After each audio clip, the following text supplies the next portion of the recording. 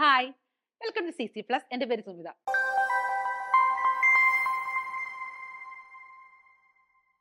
അപ്പൊ കുറെ നാളായല്ലേ current affairs ഒക്കെ ആയിട്ട് നമ്മൾ കണ്ടിട്ട്. അപ്പൊ ഇന്ന് ഞാൻ പുതിയ കുറച്ച് കറണ്ട് അഫേഴ്സുമായിട്ടാണ് വന്നിരിക്കുന്നത്. അപ്പൊ എല്ലാവരും പുതിയ വർഷത്തിലേക്ക് കടന്നിരിക്കുകയാണ്. പുതിയ വർഷത്തിൽ കുറെ റെസൊല്യൂഷൻസ് ഒക്കെ ഉണ്ടായിരിക്കും അല്ലെ. അപ്പൊ പുതിയ പ്രതീക്ഷകളും പുതിയ സ്വപ്നങ്ങളും ഒക്കെ ആയിട്ട് ഈ പുതിയ വർഷത്തില് എന്തൊക്കെ വിശേഷങ്ങളാണ് ഡിസംബർ ജനുവരിയില് ഉണ്ടായതെന്ന് നമുക്കൊന്ന് നോക്കാം. പഠിക്കാൻ വളരെ എളുപ്പമുള്ളതും നിങ്ങളൊന്ന് അധികം ശ്രദ്ധിക്കാതെ പോയതുമായ കുറച്ച് GK ആണ് ഇവിടെ ഉൾപ്പെടുത്തിയിരിക്കുന്നത്. അപ്പൊ ആരും മിസ് ചെയ്യാതെ കാണണം കേട്ടോ. കുറച്ച് GK ഉള്ളൂ. നോക്കിക്കേ, സെൻട്രൽ റിസർവ് പോലീസ് ഫോഴ്സ്, അതായത് central reserve police force, CRPF എന്ന് കേട്ടിട്ടുണ്ടായിരിക്കും അല്ലെ. അതിന്റെ ഫുൾ ഫോം എന്താണെന്ന് അറിയാമായിരിക്കില്ല പലർക്കും. അതിന്റെ full form central reserve police force എന്നുള്ളതാണ്. അതിനൊരു പുതിയ ജനറൽ വന്നിട്ടുണ്ട്, ഒരു പുതിയ മേലധികാരി വന്നിട്ടുണ്ട്. അത് ആരാണ് എന്നുള്ളതാണ് ചോദ്യം. AP Maheshwari, Prakash Mishra, OP Singh, Vithul Kumar. ആരാന്നറിയാവോ? ഓക്കെ, ആൻസർ ആരാണ്? വിതുൽ കുമാർ ആണ് കേട്ടോ കൃത്യമായിട്ടുള്ള ആൻസർ. അപ്പോ സെൻട്രൽ റിസർവ് പോലീസ് ഫോഴ്സ് CRPF-ന്റെ പുതിയ ജനറൽ ആയിട്ട് ചുമതലയേറ്റത് വിതുൽ കുമാർ ആണ്. അപ്പൊ മറക്കണ്ട, ആദ്യത്തെ GK ഇതാണ്. രണ്ടാമത്തെ നോക്കാം. സ്വാം ഇന്റലിജൻസിന്റെ കണ്ടുപിടുത്തം സാധ്യമായത് ഇനി പറയുന്ന ശാസ്ത്ര ശാഖകളിൽ ഏതാണ്? സ്വാം ഇന്റലിജൻസ്. അപ്പൊ അതുമായിട്ട് ബന്ധപ്പെട്ട് വരുന്ന ശാസ്ത്ര ശാഖ ഏതാണെന്നുള്ളതാണ്. അത് ഫിനോളജി, ഫ്രനോളജി, ബയോണമിക്സ്, ബയോണിക്സ് അല്ലെ. അപ്പൊ ഇതിനകത്ത് നിങ്ങൾക്കൊന്നും വെറുതെ അധികം കേട്ട് പരിചയമില്ലാത്ത പേരുകളാണ്. അതിനകത്ത് ഫിനോളജി എന്ന് പറയുന്നത് സസ്യങ്ങളുടെയൊക്കെ ലൈഫ് സൈക്കിളുമായിട്ട് ബന്ധപ്പെട്ടൊക്കെ പറയുന്നതാണ് ഫിനോളജി എന്ന് പറയുന്നത്. ഫ്രനോളജി എന്ന് പറയുന്നത് ബ്രെയിനുമായിട്ട് ബന്ധപ്പെട്ട് വരുന്നതാണ്.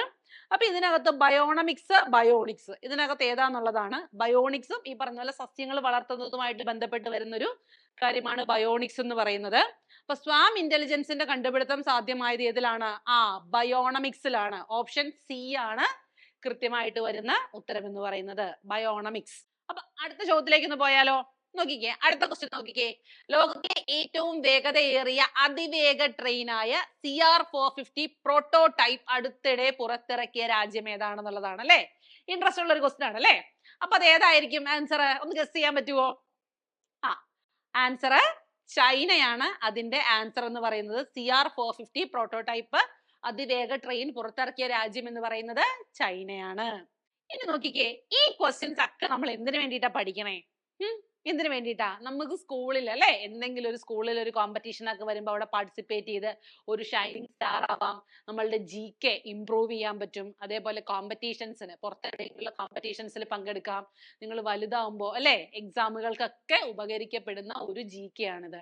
അപ്പൊ GK മാത്രമല്ല, മറ്റൊട്ടനവധി കാര്യങ്ങള് നമ്മുടെ ലൈഫിൽ നമുക്ക് ആവശ്യമായിട്ടുണ്ട് അല്ലെ. നമ്മളുടെ മുന്നോട്ടുള്ള വിദ്യാഭ്യാസവുമായിട്ട് ബന്ധപ്പെട്ട്, നിങ്ങളുടെ പാഠഭാഗങ്ങളൊക്കെയായിട്ട് ബന്ധപ്പെട്ട് ഒരുപാട് അറിവുകൾ മുന്നോട്ട് വേണം.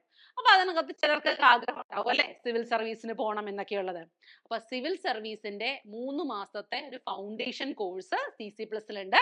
അപ്പൊ അത് നമ്മുടെ കുറേ ബാച്ചസ് ഇങ്ങനെ സക്സസ്ഫുൾ ആയിട്ട് റൺ ചെയ്തുകൊണ്ടിരിക്കുകയാണ്. കുറേ പേര് അത് പഠിക്കുന്നുണ്ട്. അപ്പൊ നിങ്ങൾക്കും അങ്ങനെ പഠിക്കാൻ താല്പര്യം ഉണ്ടെങ്കിൽ നമ്മളുടെ CC പ്ലസിന്റെ പുതിയ സിവിൽ സർവീസിന്റെ ബാച്ച് സ്റ്റാർട്ട് ചെയ്യാൻ പോവാണ്.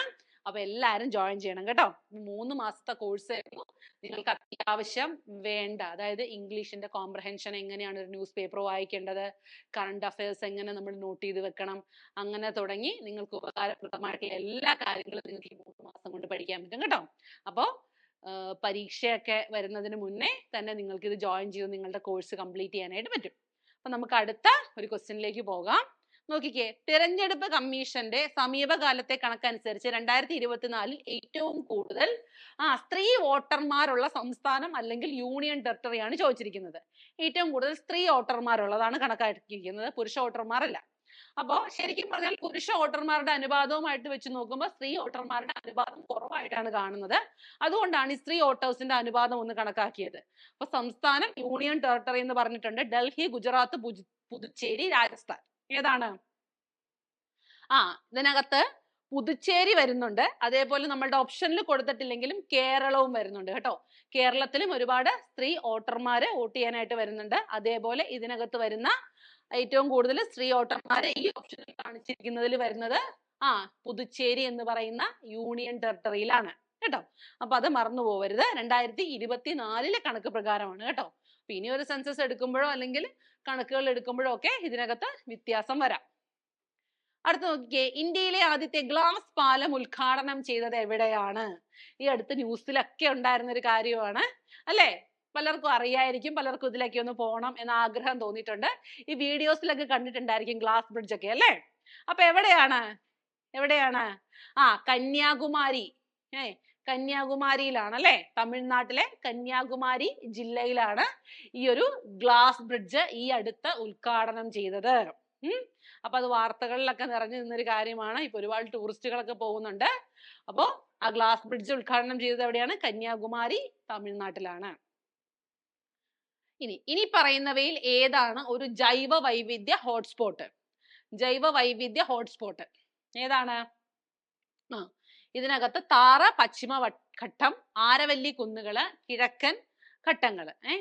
പശ്ചിമഘട്ടം, വെസ്റ്റേൺ ഗട്ട്സും ഉണ്ട്, സദേൺ ഗട്ട്സും ഉണ്ട്, ആരവല്ലി ഹിൽസ് ഉണ്ട്, താർ ഉണ്ട്. അപ്പൊ എന്താണെങ്കിലും ഫസ്റ്റ് ഓപ്ഷൻ താറല്ല. താർ എന്ന് പറയുന്നത് എന്താണ്? ഡെസേർട്ട് ആണ് അല്ലെ? നമുക്കറിയാം താർ ഡെസേർട്ട് ആണ്.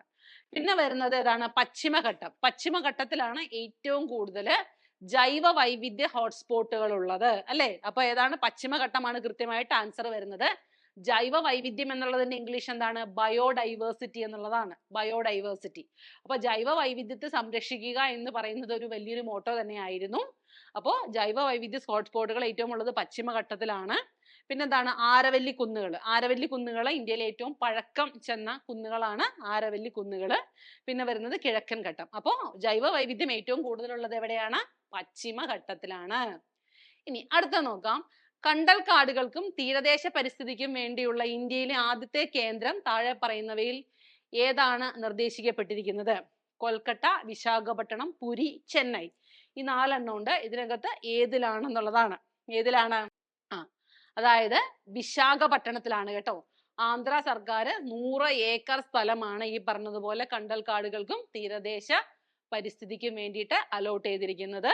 വിശാഖപട്ടണത്താണ്. ആന്ധ്രാപ്രദേശിലെ വിശാഖപട്ടണത്താണ് 100 ഏക്കർ സ്ഥലം എന്ന് പറയുന്നത്. കണ്ടൽക്കാടിന്റെ ഇംഗ്ലീഷ് മാംഗൂസ് എന്നുള്ളതാണ് കേട്ടോ. അപ്പോ ഇത്രയും GK ആണ് നമ്മൾ ഇന്ന് പഠിക്കുന്നത്. വളരെ സിമ്പിൾ ആയിട്ടുള്ള കുറച്ച് GK ആണ് നിങ്ങൾക്ക് വേണ്ടി ഞാൻ സെലക്ട് ചെയ്ത് കൊണ്ടുവന്നിരിക്കുന്നത്. അപ്പൊ ഇതാരും മിസ് ചെയ്യരുത്. ഇതെല്ലാം പഠിക്കണം കേട്ടോ. അപ്പൊ നിങ്ങൾക്ക് വളരെ സിമ്പിൾ ആയിട്ട് ഓർത്ത് വെക്കാൻ പറ്റുന്ന കുറച്ച് കാര്യങ്ങൾ മാത്രമേ ഉള്ളൂ. അപ്പൊ തീർച്ചയായിട്ടും പഠിക്കണം. അപ്പോൾ CC+ന്റെ ഈ ഒരു ചാനൽ നിങ്ങൾ ആദ്യമായിട്ടാണ് കാണുന്നതെങ്കിൽ നിങ്ങൾ സബ്സ്ക്രൈബ് ചെയ്ത് വെക്കുക. ഇൻഫോർമേറ്റീവ് ആയിട്ടുള്ള വീഡിയോസ് വരുമ്പോൾ ബെല്ലൈക്കണും കൂടി പ്രസ് ചെയ്യുകയാണെങ്കിൽ നിങ്ങൾക്ക് നോട്ടിഫിക്കേഷൻ വരും. അപ്പൊ നിങ്ങൾക്ക് വീഡിയോസ് ഒക്കെ കാണാം. കൂട്ടുകാരുടെയൊക്കെ മുന്നിൽ എല്ലാ GK അറിയാന്ന് പറഞ്ഞ് നിങ്ങൾക്ക് ഒരു സ്റ്റാർ ആവാം അല്ലേ? ഇനി നിങ്ങളുടെ ഫ്രണ്ട്സിന് നിങ്ങൾക്ക് ഇത് ഷെയർ ചെയ്ത് കൊടുക്കാം. അപ്പൊ ഇതേപോലെ ഇൻഫോർമേറ്റീവ് ആയിട്ടുള്ള ഒരു വീഡിയോ ആയിട്ട് വീണ്ടും കാണാം. താങ്ക്